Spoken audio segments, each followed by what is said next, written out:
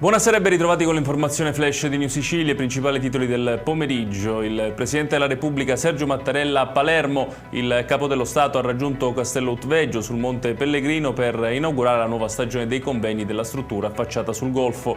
Ad accoglierlo il Presidente della Regione Renato Schifani, presenti anche il Sindaco Roberto Lagalla, l'Arcivescovo Corrado Lorefice e numerose autorità civili e militari.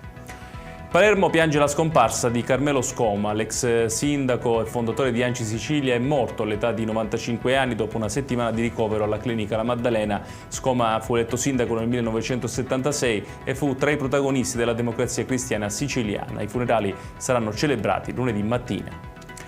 Gli agenti della squadra mobile di Palermo hanno arrestato 3 uomini e sequestrato complessivamente oltre 13 kg di droga. Il primo sequestro in Viale della Regione Siciliana, dove un'auto sospetta ha tentato la fuga terminando però la corsa contro uno spartitraffico. I passeggeri sono riusciti a scappare a piedi, ma a bordo del veicolo gli agenti hanno rinvenuto ben 12 kg di cocaina.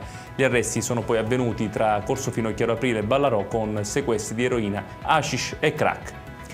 Emergenze incendi, la Sicilia maglia nera in Italia. Secondo Legambiente, dall'inizio dell'anno al 21 luglio scorso sono stati registrati 328 roghi e sono andati in fumo oltre 24.000 ettari.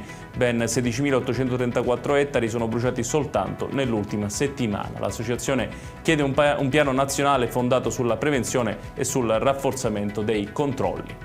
E chiudiamo con il meteo. Nella giornata di domani alta pressione, cieli sereni o poco nuvolosi su gran parte della Sicilia, temperature in calo soprattutto nelle aree meridionali, ma resta alta l'attenzione per gli incendi nelle province di Catania ed Enna, possibili addensamenti serali lungo la costa meridionale.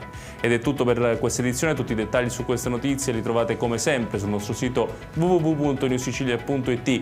Grazie per averci seguito e buon proseguimento di serata.